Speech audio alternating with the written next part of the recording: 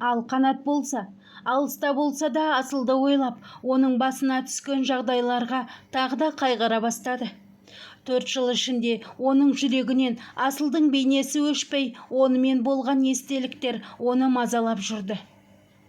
Бірақ уақыт өткен сайын ол Асылдың өмірі туралы не істей алатынын ойлап шарасыздыққа түсті. Асыл үшін өмірдің бұрылыстары тым ауыр болды. Ауруханадан емделіп шыққанымен кейде бас ауырына шыдай алмай есін жоғалтып алатын. Бұл күйзелістен шаршап, өмірден түңілу сезімі оны іштей жегідей жеді. Ол өйткені қателіктерін түзеуге тырысты, бірақ ауыртпалықтан арыла алмады. Соңында Асыл өзінің ішкі жан дүниесін тазарту үшін әрі Қанатпен қайта кездесу үмітімен оның үйіне баруға бел буды. Көңіліндегі өкінішпен ауыр салмақты жеңіп, Қанаттың ата-анасынан кешірім сұрауды мақсат етті.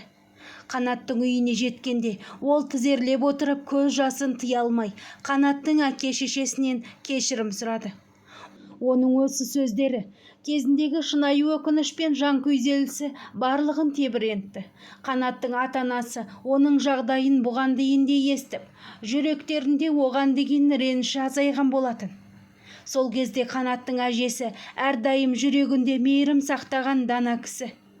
Асылға қарай жақындап, оның басынан сипап, «Кештім сені қарағым» деп жұмсақ дауыспен.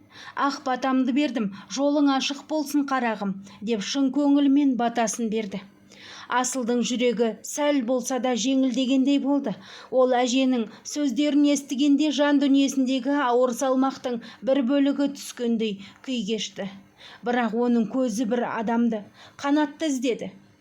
Асыл жан жағына қарап, Қанатты табуға тырысты, бірақ оны көре алмады. Бұл сәтте Асыл Қанатқа деген сезімінің қаншалықты терең екенін, қаншалықты оны сағынғанын және сүйетінін анық түсінді. Соңғы 4 жылда Асыл Қанаттың орнын ешкім баса алмайтынын, оның жүрегінде тек Қанат қана бар екенін ұқты. Бірақ өзінің опасыздығынан кейін Қанатқа бұл сезімін жеткізе де алмады. Үйге келгенде бауырларынан тағы таяқ жеді. Өйткені үйден ешкімге білдіртпей қашып кеткен еді. Өзінен кіші інісінен таяқ жеген Асыл енді өмір сүре алмайтынын түсініп, соңғы рет Қанатпен тілдеспек болды. Асылдың анасы қызының бетімен көгерген денесін құшақтап, шарасыздықтан жана ауырды. Қанша рет араша түскісі келсе де, қызына көмектесуге қауқарсыз болды. Қызының азап шеккенін көріп, оның ауыр тағдырына кінәлай, мінезін ойлап, анасының көз жасы тоқтамады. «Қызым-ай, мінезің өз түбіңе жетті, енді қалай бақытты болар екенсің» деп кемсеңдеп жылап отырды. Өзін де кінәлады. Қызын әкесі мен ағаларының қаталдығынан қорғай алмайтын әлсіз ана болған үшін күйініп жылап жатты. Сол сәтте Асылдың есіне бір ой түскендей болды. Ол кенеттен серпіліп, «Апа, тез телефон беріңізші, соңғы рет Қанатпен сөйлескім келеді. Оған сүйетінімді айтуым керек, одан кешірім сұрауым керек» деп асығып анасына қарады.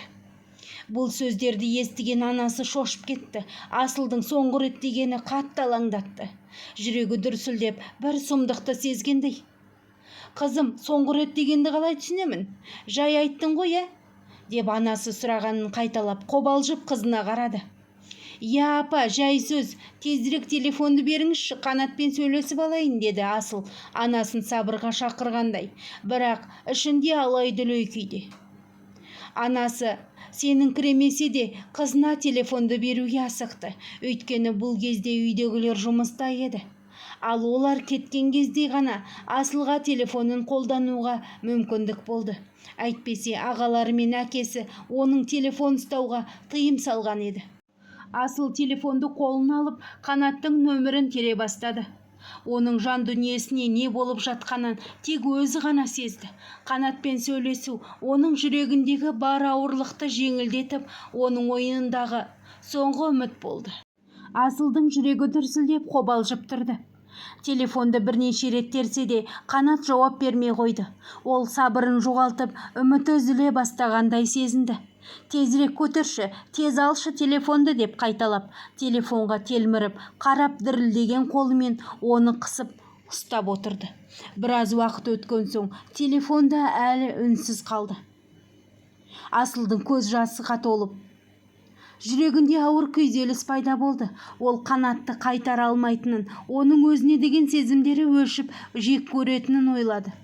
Үмітін үзген Асыл кішкентай қыз секілді телефонын құшақтап жылап, өзінің бар күшін жоғалтып жатқандай болды. Ол мені жек көреді екен, енді бәрі кеш деп ойлап, жүрегіндегі соңғы үміттің де өшкенін сезді. Дәл сол кезде телефон шырылдап қоя берді. Асыл өз құлағына сенбей экранға қарап есін жиюға тырысты. Қоңырау шалған Қанат еді. Жүрегі лүпілдеп, ол дереу жауап берді. «Қанат, кешірші мені, кешірші. Мен Асылмын», деді. Асыл көз жасын тыя алмай. Бұл сәтте оның даусы дірілдеп, жан дүниесіндегі бар ауыртпалық пен өкінішті сөзбен жеткізуге тырысты. Ол тек Қанаттың бір ауыз сөзін естігісі келді. Оның кешірімін алуға, жүрегін жеңілдетуге талпынды. Асылдың даусын естігенде Қанаттың жүрегі сол сәтте тоқтап қалғандай болды. Ол не айтарын білмей үнсіз қалды. Іштей ол қатты сағынғанымен сөз таба алмай қиналды. Бұл үнсіздік Асылға ауыр тиді. Ол Қанаттың үнсіздігін басқаша түсінген еді. «Қанат, сені қатты сағындым. Сені сүйетінімді кеш түсіндім. Махаббатымды бағалай алмағаным үшін тағы да кешірім сұраймын. Сенімен қоштасқалы үшін хабарласып отырмын. Соңғы рет. Тағы да кешірім сұраймын», деді.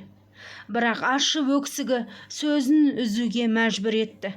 Бұл сөздерді естіген Қанаттың жүрегі шымырлап, жан дүниесі астан-кестең болды.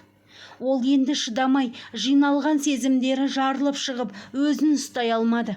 «Асыл, мен де сені қатты сағындым. Тіпті сенің даусыңды естіп, тілім байланды. Мен күтші.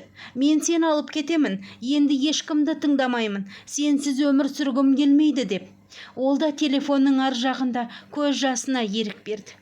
Қанаттың бұл сөздері Асылдың жүрегіндегі ауыртпалықты жеңілдетіп, үміт отын қайта жақты. Олар ұзақ бойы сөйлесе алмай қалған екі ғашықтай. Бір-бірін сағынғандарын, өкінгендерін сөзбен жеткізе алмады.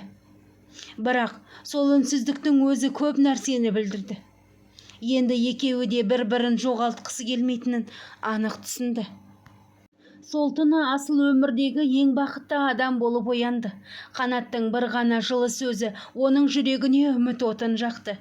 Егер сол сәтте Қанат телефон көтермегенде, Асылдың өмірімен қоштасуы мүмкін еді. Бірақ қазір бәрі басқаша болды.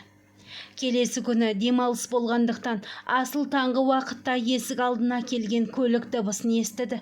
Қолында әдемі гүл шоқтары бар Қанат екен. Ол барлығымен амандасып, Асылдың қолын сұрап келді.